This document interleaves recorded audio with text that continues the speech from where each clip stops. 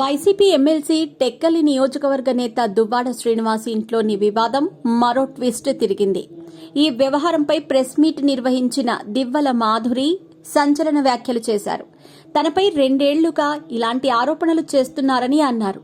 ఈ ఆరోపణల కారణంగా తన కుటుంబం దూరమైందన్న దివ్వల మాధురి ఇప్పుడు తానేం చేయాలని ప్రశ్నించారు.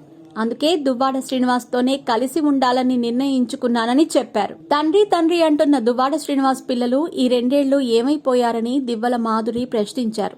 దువ్వాడ శ్రీనివాస్ కొన్ని రోజులు రోడ్డుపై ఉండిపోయారని, ఆ సమయంలో ఈ పిల్లలు ఏమైపోయారని ప్రశ్నించారు. దువ్వాడ వాణి శ్రీనివాస్ను ఇంట్లోకి రానియకపోతే తాను ఉంచుకోవాల్సి వచ్చిందన్నారు. శ్రీనివాస్ బ్యాంక్ బ్యాలెన్స్ 0 అని, అతని వద్ద ఆస్తులేమీ లేవన్నారు.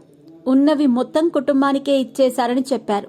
మా ఆయన జీతం 10 లక్షలు. మా కుటుంబం ఆర్థికంగా మంచి స్థానంలో ఉందని, శ్రీనివాస్ని ట్రాప్ చేయాల్సిన అవసరం తనకేంటని ప్రశ్నించారు. అలాంటి ఆయనను డబ్బు కోసం ట్రాప్ చేయాల్సిన అవసరం తనకు లేదన్నారు.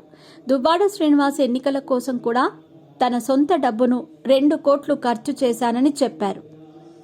2 ఏళ్ల నుంచి తనపై ఇలాంటి ఆరోపణలు చేస్తున్నారన్న దివ్వల మాధురి, కుటుంబంలో వివాదాలుంటే కూర్చొని మాట్లాడుకోవాలని, లేదంటే కోర్టుకు వెళ్లాలన్నారు. తనకు 3 కూతుర్లు ఉన్నారన్న దివ్వల మాధురి ఈ వార్తలతో వారి భవిష్యత్ ఏం కావాలని ప్రశ్నించారు. ఆరోపణల కారణంగా తన కుటుంబానికి, భర్తకు దూరమైపోయానన్న దివ్వల మాధురి ఇప్పుడు తాను ఏం చేయాలని ప్రశ్నించారు. వచ్చిన మచ్చ ఎప్పటికీ పోదన్న దివ్వల మాధురి అందుకే దువ్వాడ శ్రీనివాస్తోనే ఉండాలని నిర్ణయించుకున్నట్లు చెప్పారు. దువ్వాడ శ్రీనివాస్ తనకు కేర్ టేకర్, ఫ్రెండ్, ఫిలాసఫర్ అని దివ్వల మాధురి చెప్పారు. మరోవైపు తమ తండ్రిని కలవనివ్వాలంటూ దువ్వాడ శ్రీనివాస్ కుమార్తెలు హైందవి, నవీన గురువారం ఆయన ఇంటి వద్ద చేసిన హంగామాతో ఈ వ్యవహారం హాట్ టాపిక్ గా మారింది.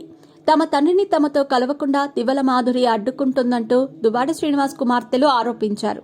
దీనిపైనే దివ్వల మాధురి తాజాగా ప్రెస్ మీట్ నిర్వహించారు.